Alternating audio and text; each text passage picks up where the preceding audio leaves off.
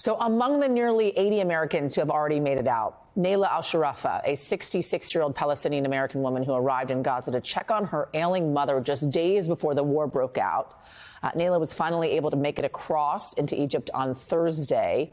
Her son, Navio, telling The Guardian that he felt, quote, betrayed and deserted by both President Biden and the State Department for what he believed to be a lapse in assistance. I want to bring them both in now, Nayla Al-Sharafa and her son, Nabil Al-Sharafa, who is here in the United States. I know the two of you have not seen each other yet in person. You are seeing each other, though, now here on our program, and you've had an opportunity to speak.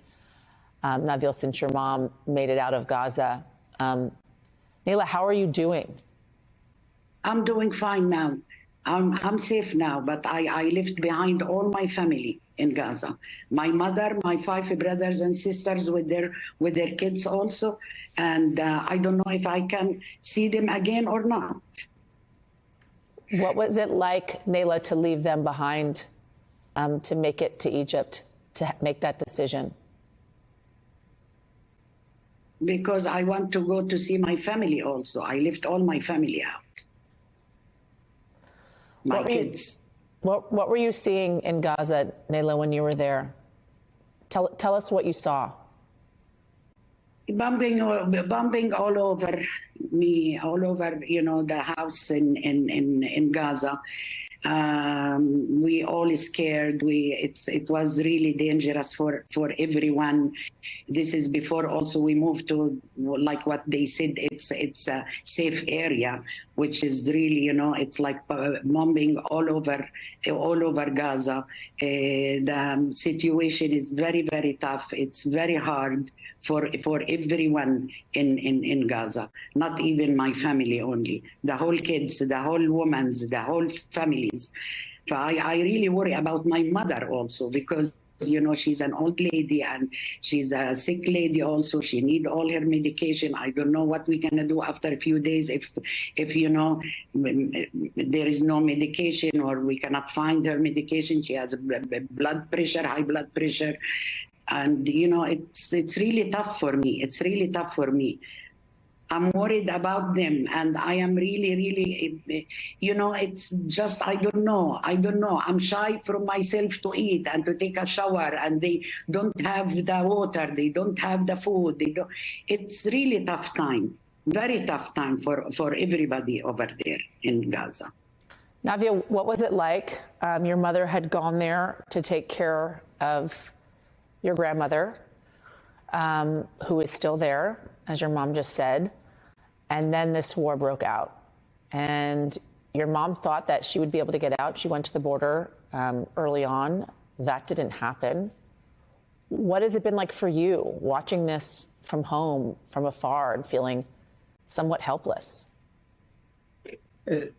Thank you, Yasmin, for having us on. It's just been a nightmare. First of all, I just want to say I'm relieved that my mother is out, but it's sort of right now a bittersweet moment, right? Because we leave so much family behind, and what's happening is just a catastrophe there in Gaza. I can't believe that our president gave the green light to the Israeli military and not just, to bomb our U.S. citizens. I mean, and this is not just the green light. We gave them military aid. We gave them weapons. And, it's just, how ruthless the Israeli government and military is. I mean, if we go back in time in 1988, Yitzhak Rabin's Break the Bones campaign, if you simply just protest as a Palestinian, your bones were broken, you were disabled.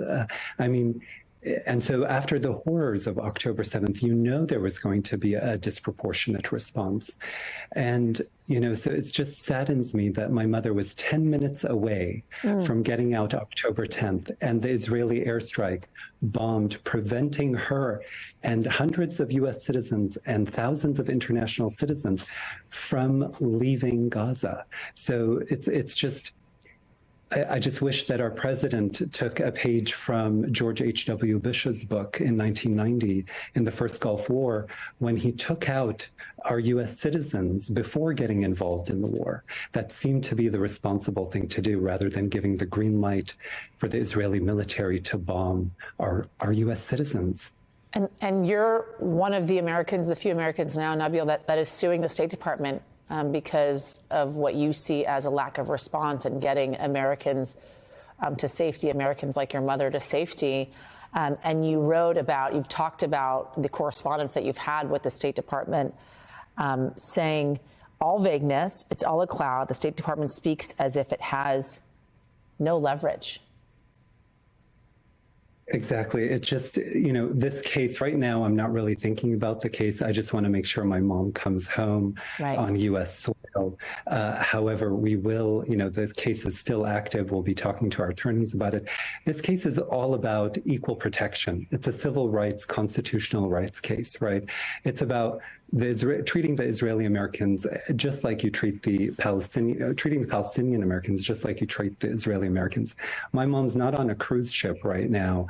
The Israeli Americans were treated one way, Palestinian Americans another. And also, on October 7th, after that, the U.S. visa requirements were waived for Israelis. But now the Palestinians, their homes wiped, 10,000 people dead, tens of thousands of children, women injured. I mean, how much more is necessary for our government, to say ceasefire? I mean, their tongues become twisted once they need to say that term. It's okay to say stop the killing. This is okay to say. And so it's been a nightmare to see the response from our government and the lack of equal treatment. And so that's really what the case is about.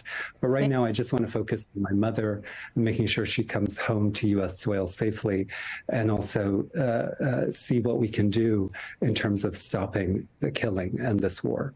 Nayla, when you got the communique that you were able to cross over into Egypt, what went through your mind at that point? My mind, what came to my mind at that point, I don't know if I can see my family again or not. This is the main things. It's like, everybody over there, it's like 30 people I have from my family. They under bombing. They're under, it's in the war. We don't know what can happen to them. Guys, just like we need ceasefire, we need peace, we need, everything back to normal.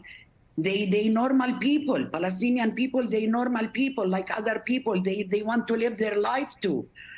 What do you think? It's like I'm eating now and I'm taking a shower now, and I don't know what can happen to them after 1 week or after a few days. And my mother, I want my mother. At least I can take my mom. She's my mother. I remember in the 1990, they took us all out because my son is American. Why they don't let me take my mother with me? Nayla Al-Sharafah and Nabil, I'm so sorry for what you and your family have been through and are continuing to go through. Obviously, Nayla, this is so incredibly emotional for you, for what you have had to live through over the last 4 weeks. We wish you and your family the best, and that you can embrace and hug and kiss your son when you see him safe and at home here in the United States. Thank you for having us. Thank you so much. Thank you. Thank you to you both.